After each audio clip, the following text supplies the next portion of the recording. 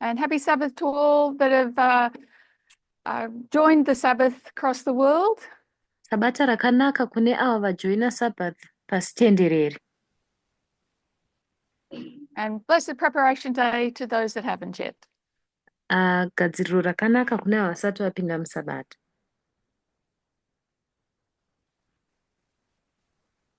We'll begin this morning's study with a word of prayer. Please bow. Tichatanga chidzidzo chemangwanani ano nemunamato. Tokumbirawo tikotamisa usu.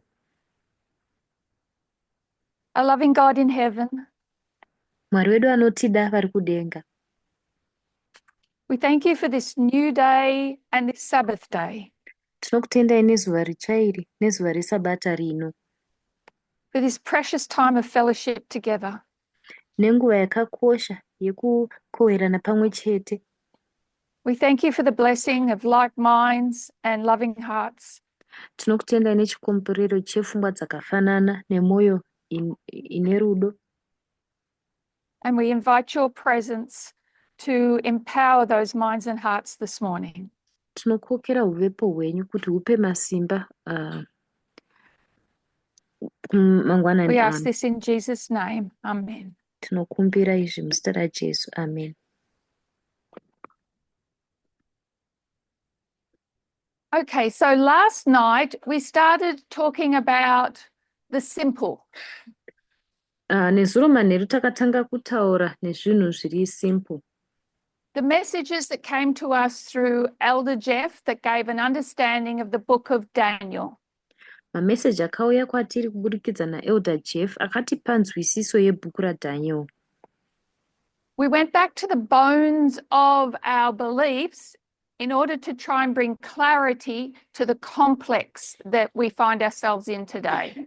Takaenda kune chitendero chedu tichida kuzama kunzwisisa zvinhu zvinogadzira kunzwisisa We understand kwatinako there's 4 nhasi. kingdoms of Bible prophecy. Tinonzwisisa kuti mune makingdom mana eBible of prophecy. Babylon, Medo Persia, Greece and Rome. Babylon, Middle Persia, Greece neRome.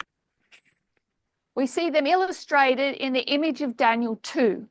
Tinozviona zvichiratidzirwa kuchitombi chaDaniel chapter 2. That image represents the kings of the north. Chitombi ichi chinomiririra madzimambo ekumusoro. When we go to Daniel 7, we see that they behave a certain way in order to conquer and rule. Patinoenda kuna Daniel 7 tinoona kuti vanobhihevha neimwe nzira kuti vagone kukurira nekutonga. When we compare this, each kingdom follows the same pattern. Patinofananidza izvi, kingdom imwe neimwe inotevedzera pattern yakafanana. In this image of Daniel 2, we don't see the king of the south. Muchitombi chaDaniel 2 ichi hationi mambo wekuzasi. We have to go to Daniel 11 to see the king of the south. Totofanira kuenda kuna Daniel 11 kuti tione king of the south. The king of the north and the king of the south concept come from the breakup of Alexander the Great's kingdom. Concept ya king of the north na king of the south inobva pakutsemurwa nepakati kunoita umambo Because after Alexander died, it divides up amongst the many generals. Nekuti mushure mekunge Alexander afa, umambo hunopatsanurwa kuita mageneral vakawanda wanda. We find ourselves with 4 and then we find ourselves with 2. Tozozviona tiine 4, tozozviona tiine 2. The king of the north of Greece and the king of the south of Greece. King of the north weGreece na king of the south weGreece. And there are differences and similarities between the king of the north and the king of the south. Pane misiyano nekufanana pakati pa king of the north na king of the south. One of the differences is what they each desire. Umwe musiyano ndewekuti umwe neumwe wavo anoshuvira chii. So when Ptolemy becomes king of the south, he's very happy with what he has gained. Ptolemy paanozova king of the south anenge achifara chaizvo nezvinhu zvaanenge againa. All he wants is a sphere of influence to protect his own kingdom. Zvaanenge achingoda isphere of influence kuti achengetedze umambo hwake. So here we've got the north, we've got the south, Mediterranean Sea. Kuno tine north, kuzasi tine south, then poita nyanza And what yeMediterranean. comes between is the glorious land. Chinenge chiri pakati ndiyo glorious land. Ptolemy is very happy sitting in the south. It's a great place to live. Ptolemy anenge achifara chaizvo kunga ari kugara kuzasi, inzvimbo yakanaka kuti agare. But he'd like a buffer. Asi panenge paine buffer To protect himself from everybody else. yekuti azvichengetedze kubva kune vamwe vanhu vese. The king of the north has different intentions. King of the north vanenge vatori nemaintentions akatosiyana. What does the king of the north want to be? King of the north arikuda kuve chii? The king of everything. Anoda kuita mambo wezvose. The king of the north and the south and the east and the west. Mambo wekunorth, wekusouth, wekueast newekuwest. Back in the day, we'd say he wants to be king of the whole bang lot. Kare taiti anoda kuve mambo wezvose zvose. In order to achieve this, the king of the north has to conquer 3 geographical areas. Kuti agone kuita izvi, King of the north anofanira kukunda mageographical area matatu. Needs to become the king of the north. Anofanira kutanga aita king of the north. Then the glorious land, then it can have Egypt. Tevere glorious land, then anozogona kuwana Egypt. When we consider pagan Rome, Egypt was the prize. Patinotaura nezvepagan Rome, Egypt ndo yaiva prize yacho. Egypt was the breadbasket of the world. Egypt ndiyo yaifidha nyika yese. The wealth and the food, the prosperity, they had trade and interacted with Egypt. Ufumi nekubudirira nechikafu zvavaita trade vachiwana zvichibva nechekuEgypt. We see those 3 geographical areas in history regarding Babylon. Geographical areas aya tinomaona munhoroondo maererano neBabylon. The ancient Babylonia had to conquer Syria, Palestine, and then Egypt. Babylon yekare yaifanira kukunda Syria, Babylon neEgypt. You know, with Daniel 7, the bear has 3 ribs in its mouth. Kuna Daniel 7, bear rine mbabvu 3 mumukanwa. That's Media, Lydia, and Babylonia. Dzinova Media, Lydia neBabylonia. And Greece, Alexander the Great, conquered similarly to Babylon. Greece, Alexander the Great, anokunda zvakangoda kufanana nezvinoita Babylon.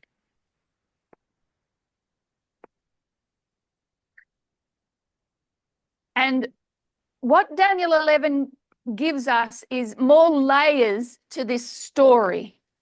Daniel 11 zvainotipa layers akavirikidza kunyaya iyi.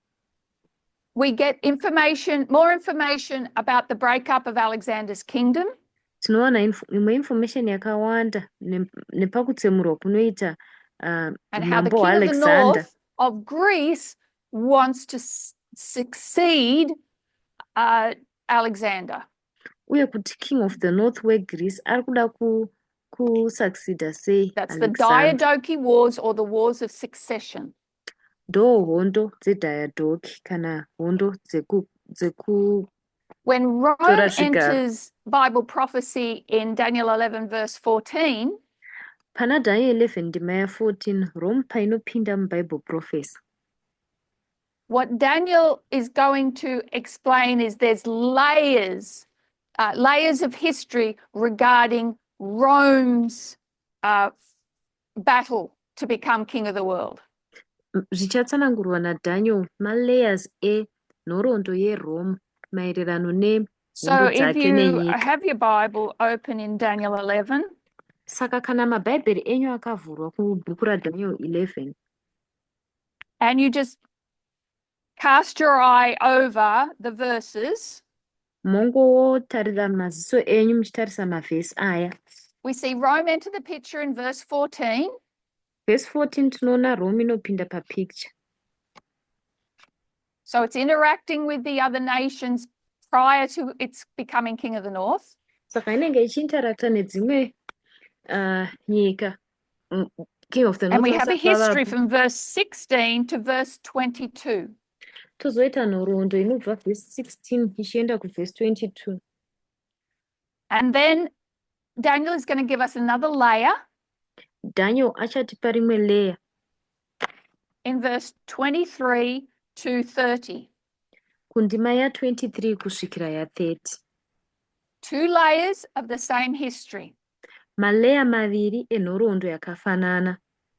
And even though that's layered, it's still simple. Kunyange zviine malayers zvinenge zvichingori simple. Those were histories we understood in the early reign under Elder Jeff. Idzi inhoroondo dzatainzwisisa muearly reign under Elder Jeff. In 2016, we got messages that gave us history prior to, that opened up the history prior to Rome's accession to the throne. Muna 2016 takaona nhoroondo dzakati zarurira nhoroondo yeRome The battles of Raphia and Panium. isati yakunda hondo dzeRaphia They gave us more nePanium information. dzakatipa information imwe. And then the midnight cry came along and we understood 5 extra histories. Midnight cry kwakuzouya tikabva tanzwisisa dzimwe nhoroondo pamusoro The Pyrrhic War, 2 Diadochi Wars, and the 2 World Wars. hondo dzaPyrrhus, maDiadochi War maviri nemaWorld War maviri. And laying those 5 histories on top of our 2 layers, tichivirikidza mahistory mashanu aya pamusoro pemaleya maviri atinawo, created complexity. zvakabva zvagadzira And kupetana. what complexity gives us is more clarity on where we are in history. Kupetanwa uku kunotijekesera kuti tiri papi munhoroondo. And the events that are going to occur in the future. Uye zviitiko zvichaitika kumberi. Up until that point, everything was quite vague. Kusvika panguva iyoyo zvinhu zvese zvazvingori zvisina kunyatsojeka. We noted last night Panium. Nezuro manheru takaona Panium. Verse 13. Ndima ya13. Some say 198, some say 200. Vamwe vanoti 198 BC, vamwe vanoti 200 BC. I've put 198 because that's the date Usher gives us. Ndaisa 198 BC nokuti ndo date ratinopiwa naAsha. But I don't think we should get hung up on the date. Asi handifungi kuti tofanira kubva tangotonamira padate iroro. Because what we know is that Panium, the king of the north, defeats the king of the south.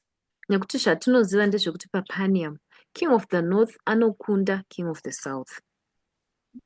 The king of the north of Greece defeats the king of the south of Egypt. King of the north weGreece anokunda king of the south weIjipita. Or the Seleucids defeat the Ptolemies.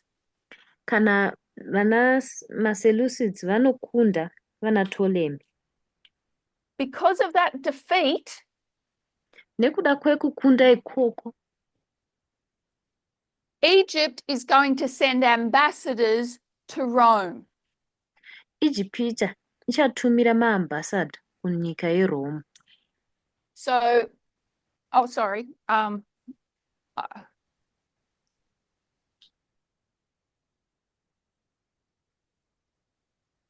sorry. Because of that defeat, king of the north, Antiochus and Ptolemy. Ndine urombo.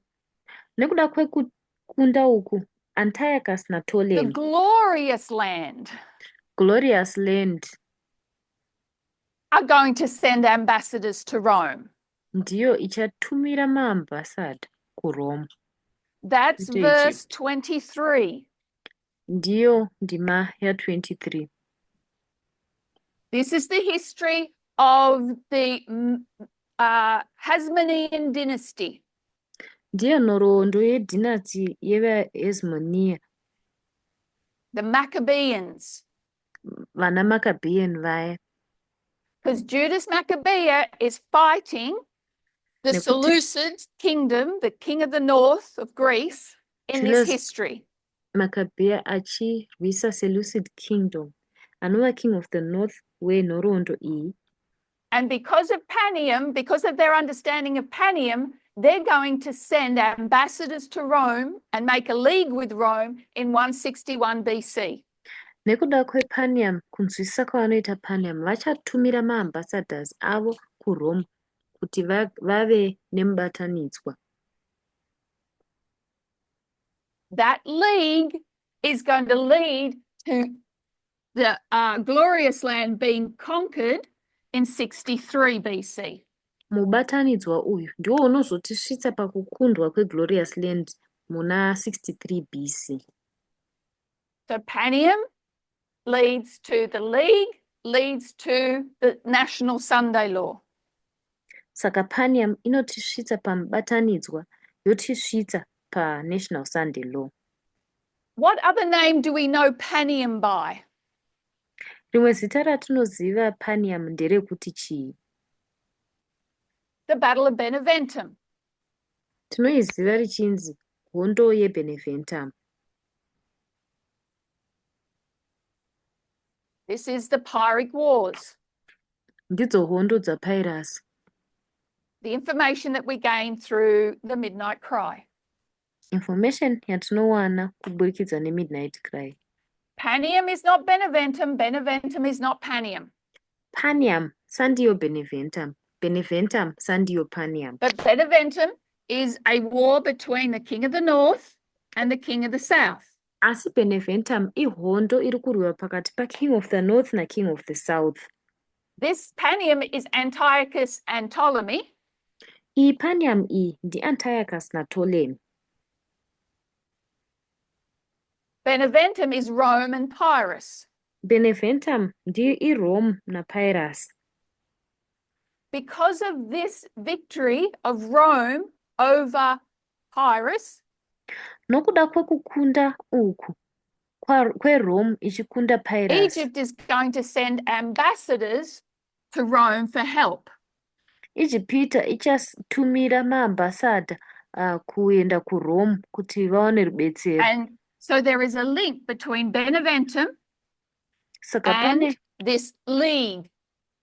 pane kubatana kuripo pakati paBeneventum iyi nemubatanidzwa uyu. And this league is going to take us to the worldwide Sunday law. Uyu mubatanidzwa uyu uchatisvitsa kuSunday law yepasi tenderere. So this is the cause and effect. Ichi ndicho chikonzero, aya ndo You maeffects. make a league with Rome, Rome is going to win everything in the end. Ukaita mubatanidzwa neRome, Rome ichahwina zvinhu zvese kwekupedzisira. So one history, but two threads occurring in the one history. Saka nhoroondo imwe chete, mathreads maviri anenge achiitika munhoroondo imwe chete. So we can still mark, so our next waymark after 273 is 272. Waymark rinotevera after 273 ndi 272. We can still mark that here, Argos. Tinogona kungozvimaka still apa paArgos. Argos is Sunday law. Argos ndiyo Sunday law. We've noted that the king of the south dies at Sunday law. Takazviona kuti king of the south vanofa paSunday law. So this is still true that we can mark Argos in 2024. Izvi zvichiri chokwadi kuti togona kumaka Argos pagore ra2024. Because Sunday law is both what? Nekuti Sunday law ichii nechii. A point and a period. Ipoint zvakare iperiod. This is Sunday law. Iyi ndiyo Sunday law. This is Sunday law. Iyi iSunday law zvakare. And the death of the king of the south, of Pyrrhus, will be progressive in this history. Kufa kwaking of the south kana kuti kwaPyrrhus kunenge kuri progressive munhoroondo iyi. If you go to the writings of Ellen White, Ukaenda kuzvinyorwa zvaEllen White, and we talked about that last night, izvi takataura nezvazvo nesuro manheru, is she takes us to the end of things. ndezvekuti Ellen White anotiendesa kumagumo And ezvinhu. we are required to see the beginning of things. Isu tinosungirwa kuti tione mavambo ezvinhu. We are required to see this history of the setting up of the Sunday law. Tinosungirwa kuti tione nhoroondo iyi yekugadzirwa kweSunday law. And in her writings, she often conflates Sunday law with close of probation. Muzvinyorwa zvake vanowanzokuudza pamwe chete Sunday law neclose of probation. I had some quotes. Ndine maquotation andandinawo. And I'll just share. Oh, and they're not there. Handichamaoni. Odd. I'll put them on the board when we finish.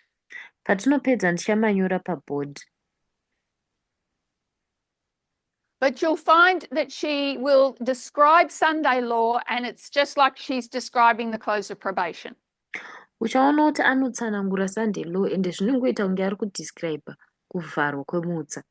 We separate them as two different waymarks. Izvi tinozvipatsanura semawaymark 2 akasiyana.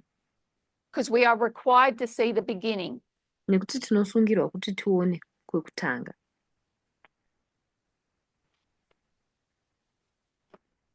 Okay.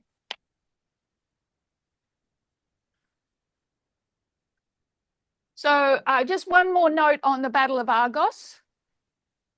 Chimwezve chatinoda kutaura pahondo yeArgos. That what brings about Pyrrhus's defeat at Argos? Kuti chii chinounza kukundwa kwaPyrrhus paArgos? Elephants. Inzou. Don't let anybody tell you there's no elephants at Argos. Musaregedza vanhu vachikuudzai kuti hapana nzou paArgos. They decide the result of that battle. Nzou ndidzo dzinodecide mubayiro They webattle delay iyoyo. the invasion of the city. Dzinononotsa invasion yeguta iroro. They cause the confusion within the city.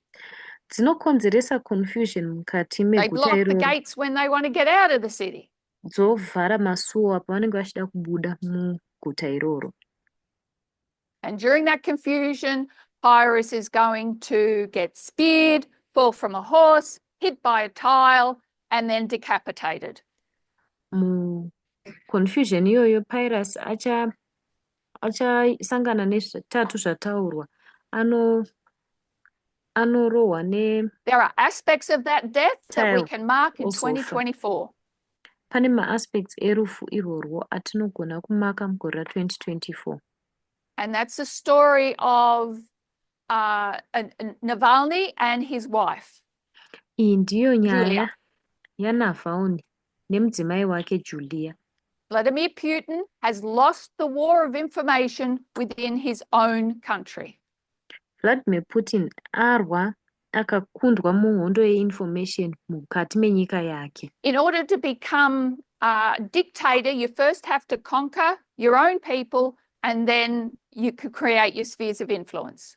Kuti ugova dictator unofana kutanga wakunda vanhu vako iwe pachako wozogadzirawo ma-spheres of influence ako.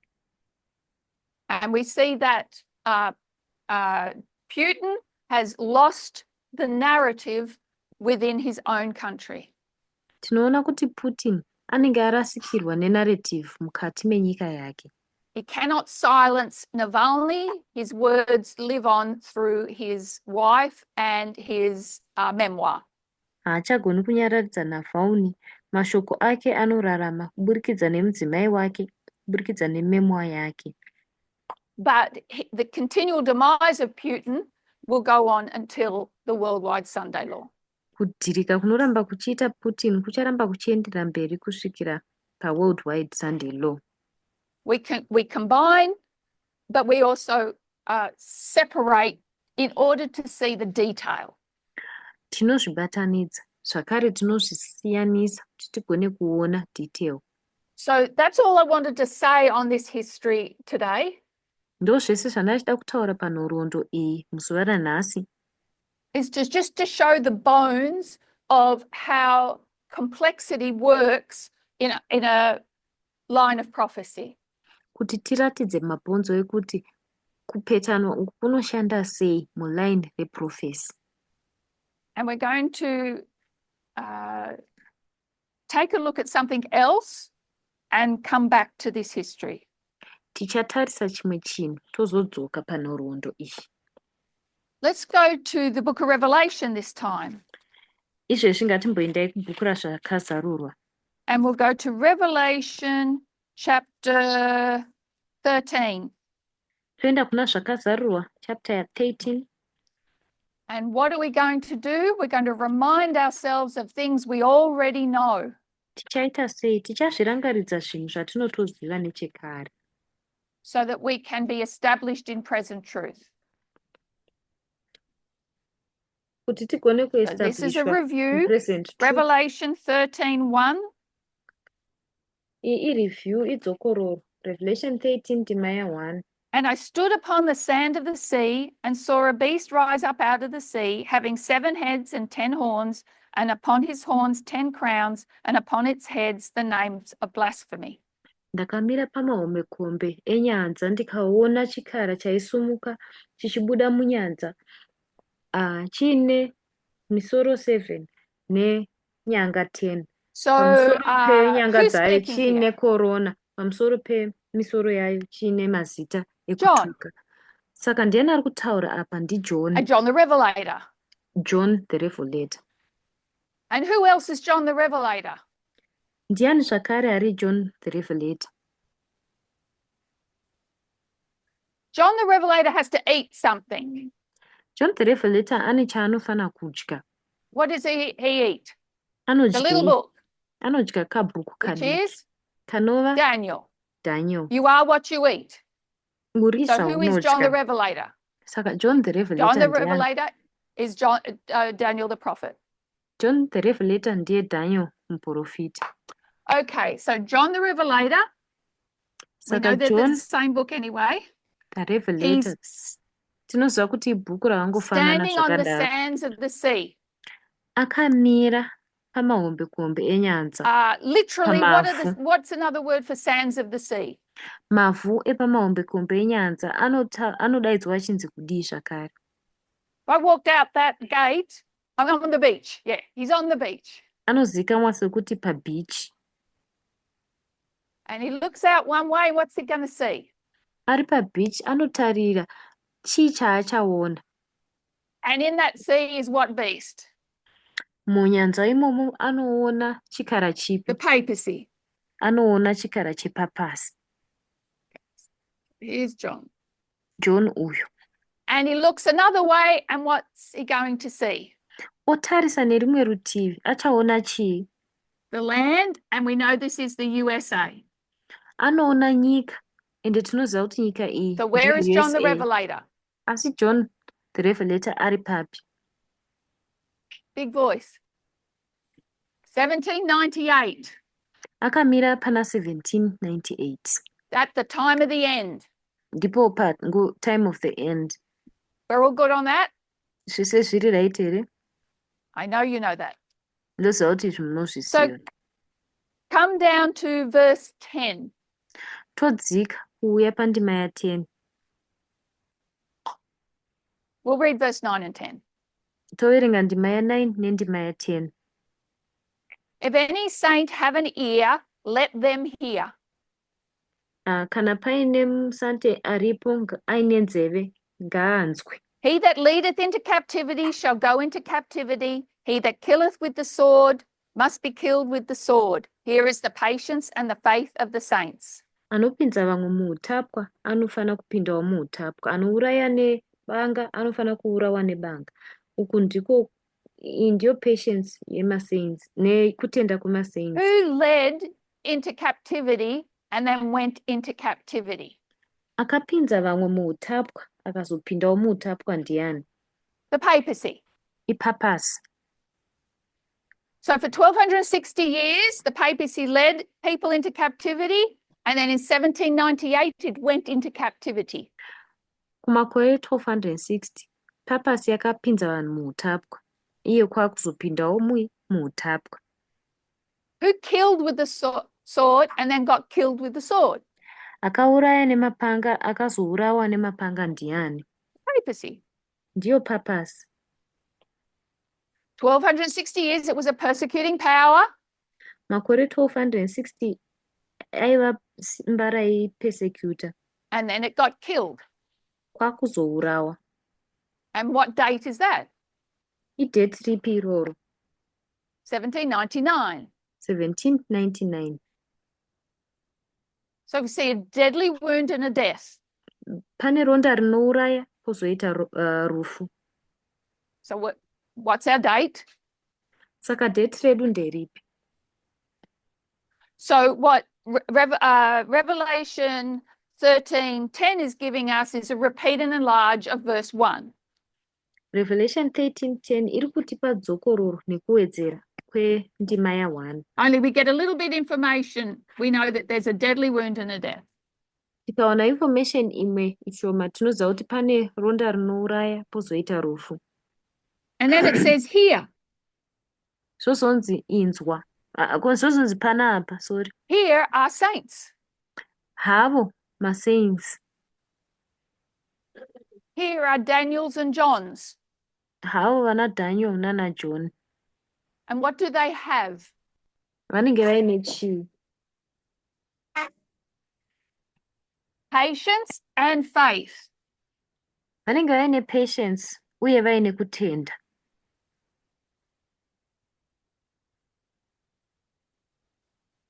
What's patience about? Patience ine chekuita nei? Wanting to know what? Understanding what? Anzi ine chekuita nekuda kunzwisisa kana kuziva chii. But patience requires an understanding or of time. Patience ine chekuita nekuda kunzwisisa nguva. Patience is related to time. Patience ine ukama netime. Faith. Kokutenda.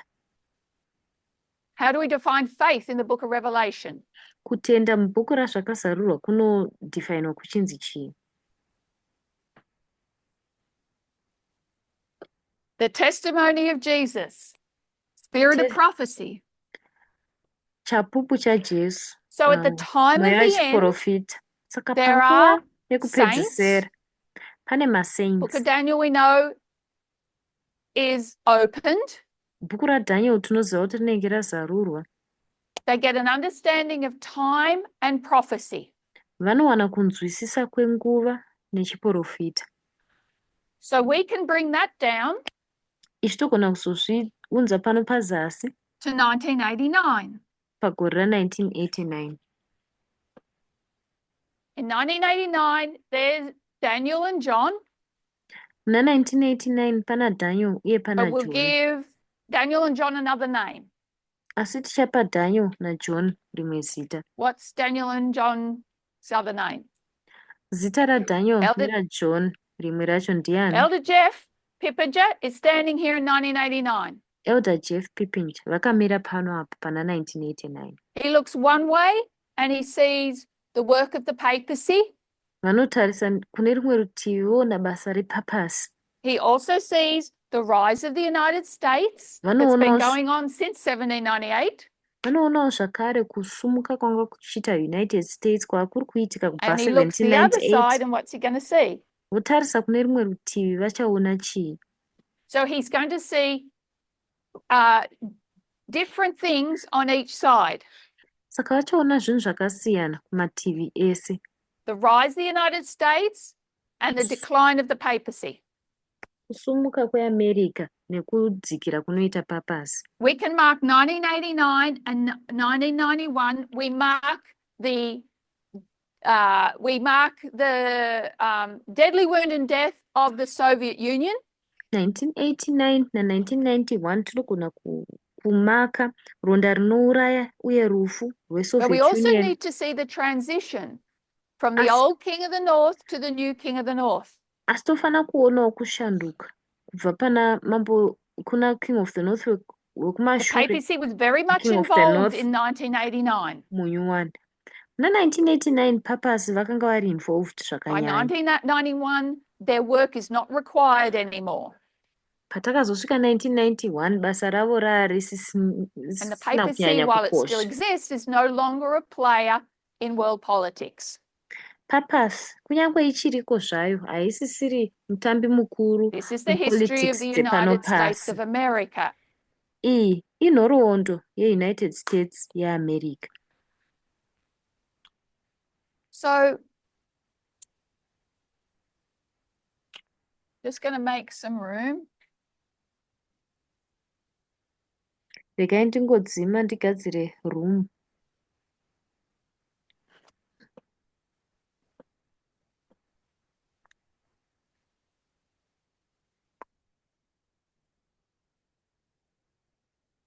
Let's go to Handei Revelation 14. kuna zvakazarurwa 14. So, from Revelation 14, Saka kubva kuna what else would we zvakazarurwa mark here at the time of the end? kubva kuna zvakazarurwa 14 chii chimwe chatinomaka panapa patime of the end? The first angel's message. Message yengirozi yekutanga. In 1798 and 1989, the first angel's message arrives. 1798 na1989 message yengirozi yekutanga inosvika. Now let's go to verse 12. Handei kundima ya12. Here is the patience of the saints. Here are they that keep the commandments of God and the faith of Jesus. Heyo patience of the saints. Havo avo vanochengeta mirayiro yaMwari nekutenda Where's kwaJesu. here in verse 12? Mundima ya12 vari kunzi avo ndivanani? So Tony says Sunday law. Kana kuti chiri kunzi hiye chii? Pana hati Sunday law. What's the context of the verses? Context yemavhesi aya chii? So we mark the first angel's message in Revelation 14. Tinomaka message yengirozi yekutanga muna Revelation 14. Okay, fear God, give glory, judgment's coming. Ityai Mwari, mumurumbidze, kutongwa kuri kuuya. Then we get the second angel's message. Tozova Verse nemessage yengirozi yechipiri, What comes ndima next? ya8. Chii chinotevera? So what's the context of Revelation 14, 12? Saka context yaRevelation 14:12 ndeipi? The third angel's message. Message yengirozi yechitatu. And where do we mark that? Zvinozvimaka papi? So we're going to go to our line of agriculture. Tichaenda isu kuline redu reagriculture.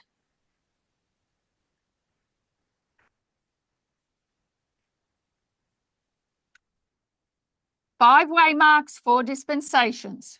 Mawaymarks 5 madispensation 4. Okay, we've been bad farmers and we've let our ground go fallow.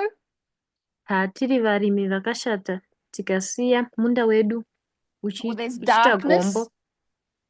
Tinogona kumaka darkness ipapo. A message is going to come Message inouya and wake us up. yotimutsa. Harvest is coming. Gohwo riri kuuya. and you're not ready for harvest. Ona usati wagadzirira kukohwewa. You're far from ready. Your fields are full of thorns and thistles. Muri kure nekunge muri ready. Minda yenyu yakazara So you're going to neminzwa. have to plow, Saka muchafana make preparation. kurima minda iyi mogadzirira. Then it comes to a time where you can sow the seed. Panosvika nguva apo unogona kudyara mhodzi. Early rain will come and germinate that seed. Early rain inouya yomeresa We mhodzi iyoyo. noted last night that there's 2 stages. Nezuro takaona kuti pane mastage maviri. Simple and complex under the work of the early rain. Chiri simple nechiri complex pazasi pe Latter rain will come, bring early that rain. fruit to maturity. Latter rain inozouya younza chibereko ichocho kuti chive mature. The marker between the early and latter rain is Sunday law. Munongedzo uri pakati pe early nelatter rain ndiyo Sunday law. The rain ceases at close of probation and we're ready for harvest. Mvura inomira kunaya paclose of probation tinei tagadzirira kukohwewa.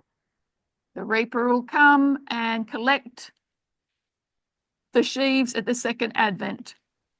Anocheka anouya ocollecta masheaves. So where are we second going to advent. mark the third angel? Ngirozi yetatu tichaimaka papi?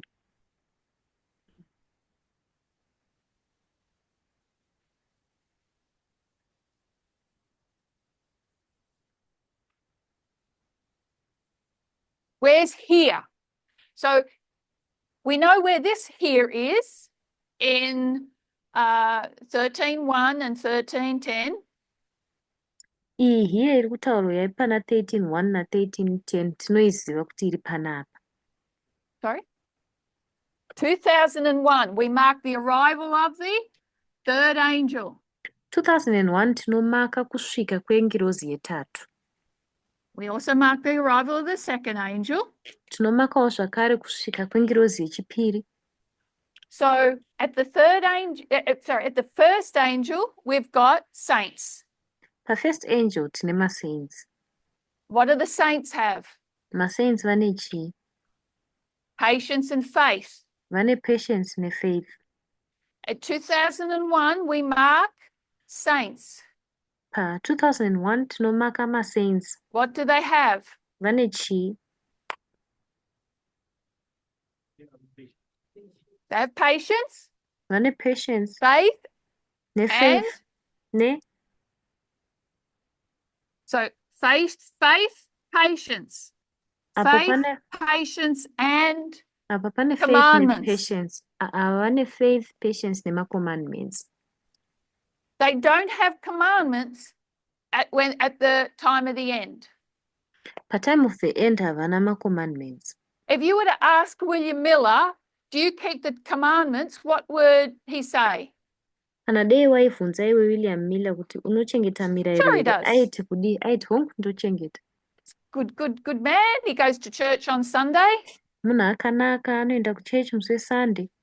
Light has to come to explain to him that he's not keeping the commandments properly. Chiedza chaitofana kuuya kwaari kuti chimutsanangirire kuti hausi kuchengeta That light mirayiro will zvakanaka. begin Chiedza ichi when the third chinotanga angel arrives. panosvika ngirozi yetatu.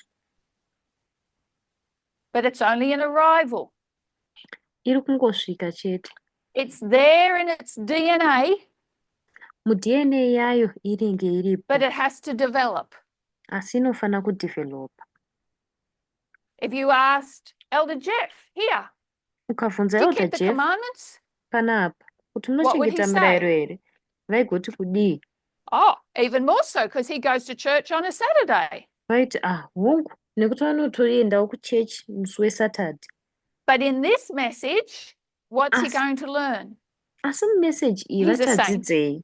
Ivo iSaint. He's going to learn about equality. Vachadzidza nezveequality. We thought we were commandment keepers here, and Apota. here we're going to start beginning to learn what it is to be a commandment keeper. Apo taifunga kuti tinochengetedza murayiro.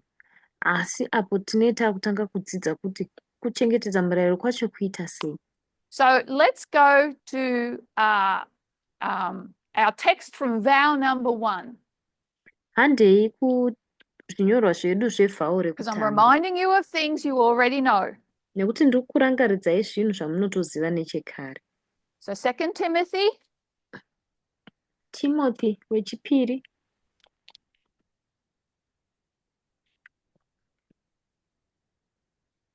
Whoops, sorry.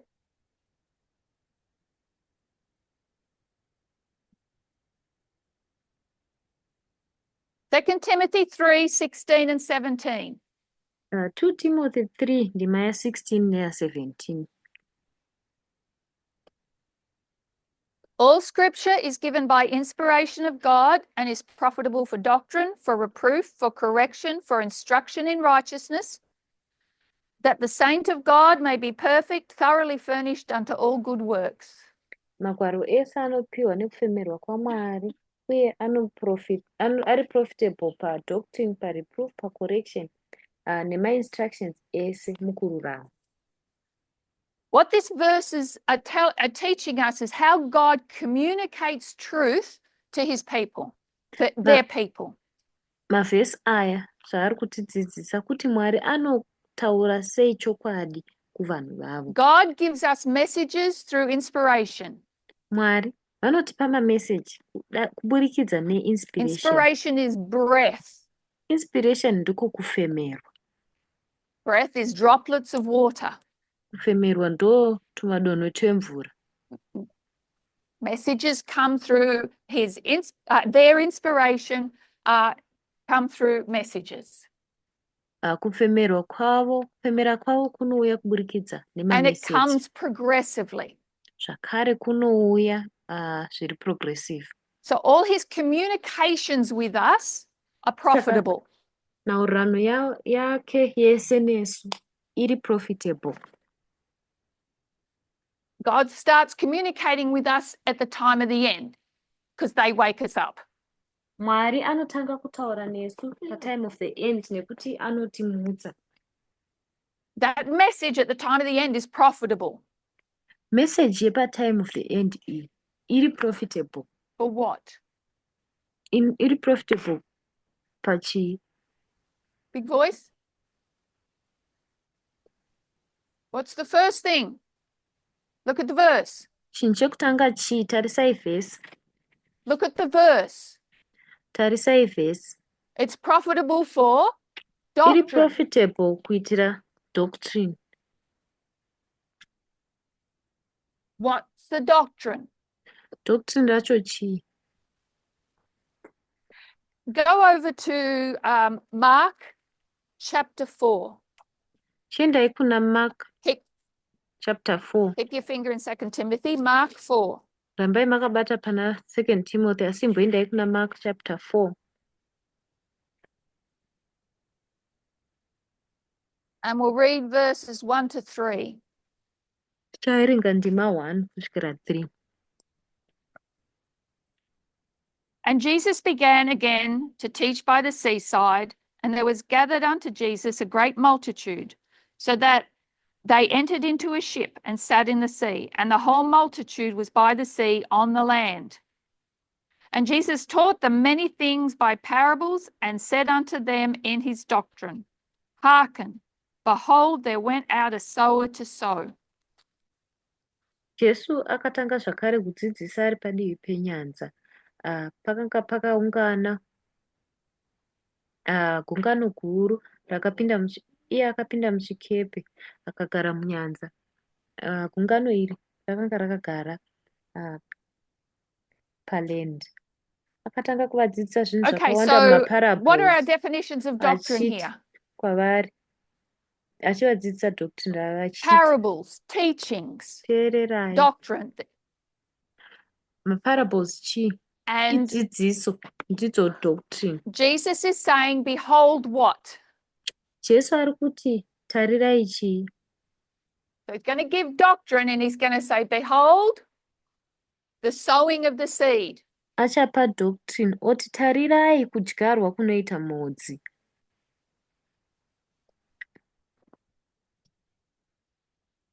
So I just went to that verse to show that doctrine is parable teaching. Ndangoenda kuvhesi iyoyo kungotiratidza kuti doctrine ndiyo kudzidzisa We mark kwemaparabo. the sowing of the seed in 2001. Tinomaka kudyarwa kwemhodzi muna 2001. So back to 2 Timothy, Todzokera kuna 2 Timothy. verse 16. It's profitable for doctrine and for what else? Verse 16 Reproof. Where are we going to mark reproof? iri profitable kudoctrine nereproof. Reproof tichaimaka papi? You bad farmer, look at all the thorns and thistles in your paddocks. Iwe murimi akashata, tarisa uone minzwa dzese dzirimo muminda yako. Fear God, because harvest is coming and you're not ready. Itya Mwari nekuti gohwo rosvika iwe hausati Do wagadzirira. something about this situation. Iva nechekuita nesituation iyoyi. So reproof is just pointing out what is needed, what is wrong. Reproof iri kungonongedzera zvinhu zvinodikanwa, zvinhu zviri But wrong. what do you need to accompany reproof? Asi chaunonida kuperekedza reproof chii? Correction. Kugadziriswa kana correction. We marked that correction in 2001. Kugadziriswa uku kana correction tinoimaka muna 2001. It's connected with repentance. Yakabatana ne-repentance. This is where we mark baptism. Ndipapo tinomaka kubhabhatidzwa. So there's a change of, there's a new birth. Saka pane kuzvarwa kutsva. So another word for correction would be what? What's a theological word for correction? Rimwe vara rekutheology recorrection nderipi? Starts with J. Rinotanga na J.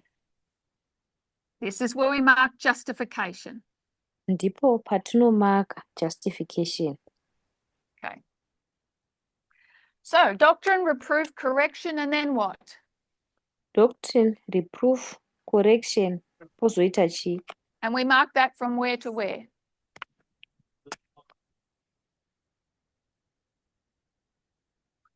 Instruction in righteousness. Kudzidziswa mune zvakarurama. Zvikanzi tinozvimaka kubva pawema kechipiri kusvikira pakuvharwa kwemutsa. Another word for that would be sanctification. Rimwe vara razvo rinenge rakafanana Sanctification is nerekuti just continual justification. sanctification. Sanctification ingori justification iri kuramba ichienderera mberi. So if just sanctification is continual justification, then instruction in righteousness is what? Kana sanctification kuri kuenderera mberi kwejustification, then kudzidziswa murighteousness kunenge kuri chii? Continual correction. Kungoramba tichingogadziriswa. Okay, continual starting again. Kuramba uchingogadziriswa uchitangidza zvakare uchingodaro. And how would we understand righteousness? Kururama uku tingakunzwisisa sei? Okay, so the righteousness is rained upon us. Kururama uku kunouya semvura inonaya kwatiri. God will come and rain righteousness upon us. So we understand that from Hosea. Tinozviziva hedu kuna Hosea kuti Mwari anouya onayisa mvura kwatiri. But how do we know kururama? What's righteous or not? Asi tinoziva seiko kuti ichi chakarurama ichi hachina? What gets sown here in 2001?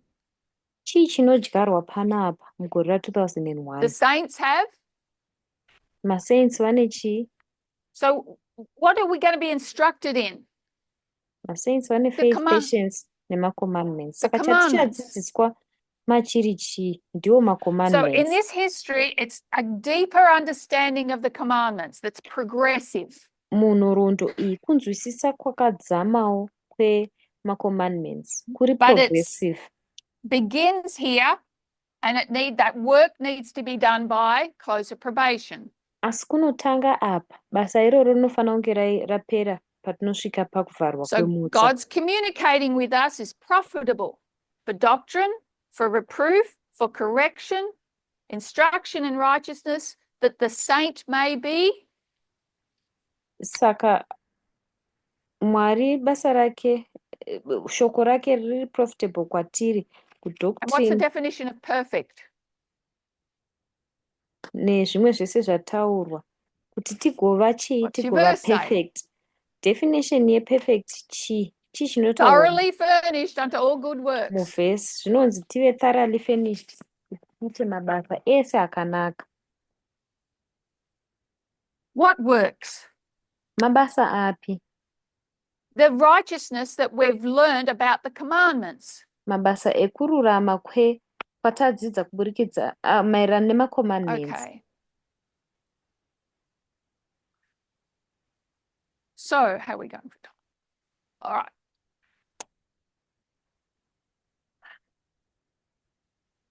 First angel's message.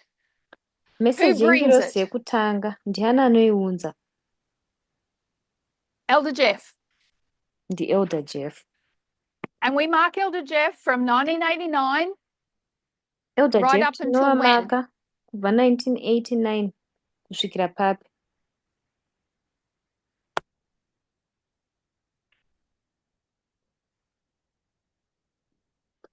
You say prophetically until 2001. Tinoti prophetically muna 2001. Last night, we went through history that Elder Jeff taught during this period of early rain. Usiku wapfuura takataura history yekuti Elder Jeff tikataura nezvaElder Jeff. We know that the first angel's message is the message. Tinoziva kuti message yengirozi yekutanga ndiyo message Right? It is yacho the chaiyo. entirety of the message. Fear God, give glory, judgment is coming. Ndiyo message yacho yese, ityai Mwari, mumurumbidze, judgment Second yosvika. angel's message is a part of the first angel's message. Message yengirozi yechipiri ipart ye as is the third angel's message. sezvakangofanana nemessage yengirozi They are yechitatu. repeat and enlarges of the first angel's message. Kudzokorodza nekuwedzera pamessage yengirozi yekutanga. So we mark Elder Jeff arriving here as the first angel, and we know he's going to continue through this history. Nomaka Elder Jeff achisvika panhoroondo iyi, ende toziva kuti vachakontinua kusvikira munhoroondo iyi. So he's going to give the first angel's message. What else must he be giving? Vachapa message yengirozi yekutanga, chii zvakare chimwe chavanofanira kunge vachipa? Second, Message did yengirozi we learn yechipiri. about the fall of Babylon through Elder Jeff? Takadzidza here nekudonha kweBhabhironi kubudikidza naElder Jeff? Yes, yes. Hongu. What did Elder Tess give us in 2018? 2018 Elder Tess vakatipei More information on information the yakawedzerwa fall of Babylon. pakudonha kweBhabhironi. Because what's the sin of Babylon? Nekuti chitema cheBhabhironi ndechipi? What's the sins of Babylon? Zvitema zveBhabhironi ndezvipi? What was the sins of Babylon in the history of the Millerites? Zvaiva zvitema Slavery. zveBhabhironi kunhoroondo yeMillerites What's ndezvipi? the sins of Babylon in this history? Utapwa. Ko zvitema zveBhabhironi Yeah, munhoroondo inequality. However you want to call it, sexism, racism, xenophobia, homophobia. Zvisinei nekuti uda kuzvidaidza seinequality, sexism, racism, homophobia, zvese zvataurwa. So Xenophobia. then where do we see our instruction in that righteousness? Kudzidziswa mukururama uku tinokuona papi? Who's going to bring that to Ndiani us? achaunza izvozvo kwatiri? So we mark the first angel, second angel, third angel in this history. Tinomaka first angel, second angel, third angel munhoroondo iyi. Everything is encapsulated and ready to be opened up from 2001. Zvese zvinhu zvinenge zvakabatwa mukamodzi aka zvava ready kuti zvizozarurwa muna We have 2001 3 angels. tine ngirozi 3. We have Elder Jeff, Elder Parminda, and Elder Tess. Tina Elder Jeff, Elder Parminda naElder Tess. What messages are they each giving? Mamessages api avari kupa umwe neumwe wavo? There is only one message. Pangori nemeseji imwe chete. There's only one message, and that's the first angel's message. Pangori nemeseji imwe chete, imeseji The yengirozi second and third yekutanga. are repeat and enlarges of the first angel, Yechipiri neyechitatu vanodzokorodza vachiwedzera kumeseji yengirozi giving more yekutanga, detail of what the first angel's message is. vachipa detail rakawanda rekuti meseji yengirozi yekutanga ndeyechii. So each of those messengers has to be giving the first angel's message. Umwe neumwe wemamessengers aya anofanira kunge achipa But meseji they yengirozi give yekutanga, different aspects and perspectives of that first angel's message. asi vanopa maaspects akasiyana nemaperspective akasiyana emeseji yengirozi So just as yekutanga we look iyoyo. at prophecy and we see it as one line of history Sekutarisa with kwatinoita profesi multiple things tichiona happening through that line of history, selaini rehistory rimwe chete nezvinhu zvakawanda-wanda zvinenge zvichiitika mulaini rehistory iroro, we can see the same applied to the messengers tinogona of the kuona angels, zvakafanana the zvichiaplya angels' messages. messengers engirozi If we go back to the 1888 history, ngirozi dzine mameseji aya. Tikadzokera kuno rondo there are 3 messengers, ya1888 kune mamessengers 3: Ellen White, Jones, and Wagner, Ellen White, Jones naWagner. and they're all giving the same message. Vese vari kupa meseji imwe chete, But each of them emphasize a portion of that message more than the other. umwe neumwe anoemphasiza chikamu chemeseji imwe iyoyo zvakawanda kupfuura When umwe Ellen wacho. White heard Jones and Wagner at the Minneapolis conference, Ellen White paakanzwa Jones naWagner paconference yekuminneapolis, she said, "Oh, I've heard that before. That's what I teach." akati ndakambozvinzwa kaizvi, ndo zvandinodzidzisa izvi. Both Jones and Wagner taught prophecy and righteousness by faith. Vari vaviri Jones naWagner vakadzidzisa prophecy nerighteousness by faith. But Jones emphasized more on the prophetic side, and Wagner emphasized more on the righteousness by faith side. Jones akaemphasiza achinyanya kuprophecy, Wagner akaemphasiza achinyanyira At kurighteousness least by faith. that's what we see through their writings. At least ndo zvatinoona kuburikidza nezvinyorwa zvavo. And so it is in our time. Ndo zvazviri kunyange munguva yedu. There is one message. Pane meseji imwe chete. All 3 messengers give that one message. Mamessenger vari vatatu vese ava vanopa meseji imwe chete So we iyoyo. mark Elder Jeff here at the time of the end, Saka Elder Jeff tinovamaka pano apa patime of the end, who's giving us instruction in righteousness from 2001 onwards. kubva muna 2001 zvichienda kumberi ndiani ari kutipa instruction mukururama? Elder Parminda. NdiElder Parminda. Elder Tess at the midnight cry is going to give us a repeat and enlarge of the second angel's message. Elder Tess paMidnight Cry vachatipa kudzokorora nekuwedzera kwemeseji yesecond Elder yengirozi Jeff says yechipiri. Babylon is fallen. Elder Jeff vanoti Babylon yawa. Elder Tess says Babylon is fallen, is fallen. Elder Tess vobva vati Babylon rawa. She's going to open up to us the sins of Babylon. Vachatizarurira zvitema zveBhabhiloni. In doing that, we can't help but see what righteousness is. Mukuita izvozvo tinotongoona kuti righteousness chii. Hatina If you recognize the zvatingazvigona. sin, you should be able to recognize what the righteousness is. Kana uchiona chitema chacho unofanira kuona kuti kururama kwacho ndekupi. So I want to suggest Ndoda that kusuggesta while they kuti 3 give the same message, vatatu ava vachipa meseji imwe cheteyo. Elder Jeff emphasizes the first, Elder Tess emphasizes the second, and Elder Parminda emphasizes the third. Elder Jeff anoemphasize yekutanga, Elder Tess emphasize yechipiri, Elder Paminda emphasize because we yechitatu. need to be instructed in righteousness so that our works will correspond to that righteousness. Nekuti tofana kudzidziswa mukururama kuitira kuti mabasa edu akoresponde kukururama ikoko. So it's how to put the practicality of equality into the movement.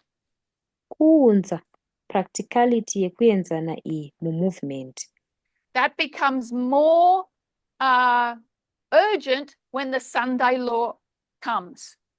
Izvi zvinobva zvawedzera kuva agent panouya Sunday law. 2024 Sunday law has arrived. Sunday law inenge yasvika. We need a messenger that will put the righteousness into our reaction to the events and one another in the movement. Tinonida messenger anotipawo reaction kumamessage aya uye pakati pedu. So all these events, whether they're in past history and then we apply it to the present, Zviitiko zvese izvi whether zviri kuinhoroondo yekumashure kana kuti tinozviaplya izvezvi, are only important as they tell us where our characters need to be in that history. Zvakangokosha chete kana zvichitiudza kuti character dzedu dzinofanira kunge dziri papi Right? They're munhoroondo just iyoyo. markers of where the saints are. Ingori minongedzo yekuti masaints vari papi. But the saints are going to have faith, patience, and commandments. Masaints aya vanofanira kunge vaine faith, patience uye macommandments. The faith, patience, and commandments, that understanding of those three things will develop through this history. Kunzwisisa kwefaith, patience nemacommandments uku kunokudevelopa munhoroondo izvi. We mark the three of them at the third angel's message. Tinomaka zvitatu izvi pamessage yengirozi yechitatu. So they're here when the third angel arrives. Saka vari apa panosvika ngirozi And yechitatu. what happens at Sunday law? Chii chinoitika paSunday law? The third angel is empowered. Ngirozi yetatu inopuwa masimba. It now becomes more important that though that instruction in righteousness it's where the rubber hits the road. Inobva yawedzera kukosha. Iyo instruction murighteousness iyi ndipo apo What rubber does it look like inorova in us road. personally? What does it look like in the movement? Zvinoratidzika sei matiri personally? Zvinoratidzika External sei events just guide us to where we mumovement? are in this history. Ma-events ekunze anongotitungamirira kuti tiri nechepapi munhoroondo They are not iyi. what forms our character. Haasiriwo anogadzira character dzedu. So, in conclusion, 3 Mukuvharira, messages, 3 angels, mamessages matatu, ngirozi nhatu, they're all giving the same message, different emphasis on different aspects of that message. vari kupa emphasis pama-aspects akasiyana-siyana emessage iyoyo. I would suggest that the emphasis that Elder Tess gave was on the second angel. Emphasis ndeye yakaitwa naElder Tess pa-second angel, Because she saw so clearly what the sins of Babylon were. nekuti vakaona zvakajekesesa kuti zvitema zvebhabhironi And part of what zvazviri. broke her was not seeing that in the movement. Chimwe chezvinhu zvakavatsemura kwaiva kusazviona izvi mukati memovement. The work of the third angel is to make that work come to its completion, its fulfillment. Basa rengirozi yechitatu kuita kuti basa iri risvike pakuzadzikiswa nepakuvharirwa. On that note, let's close in prayer. Panyaya iyoyo ngativharei mumunamato.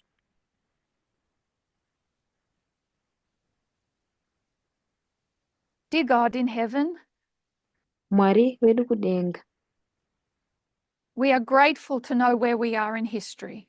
tinokutendai nekuziva patiri munhoroondo. You sent messengers to tell us that we were the last generation. Makatumira mamessengers kutiudza kuti tiri generation yekupedzesera. We see events that are showing us how close we are to the end. Tinoona zviitiko zviri kutiratidza kuti taswedera sei pedyo But we nekumagumo. pray that the greater work of righteousness by faith may be accomplished in us. Asi tinonamata kuti basa guru rekururama nekutenda rigogonekwa matiri. That we would not be as the kingdoms of Bible prophecy. Tisazova semadzimambo emuBible prophecy. That seek to conquer and rule by force. Anoshuvira kuti akunde But we would know nekutonga what it is to belong nekumanikidzira. to your kingdom. Asi tigoziva kuti zvinoratidzika sei kunge tiri veumambo hwenyu. To keep your commandments and have your character. Kuchengetedza mirayiro yenyu nekuva nekarekta yenyu. Bless us to that end, we ask in Jesus' name. Amen. Tikomborerewo pane izvozvo tinokumbira muzita raJesu. Amen.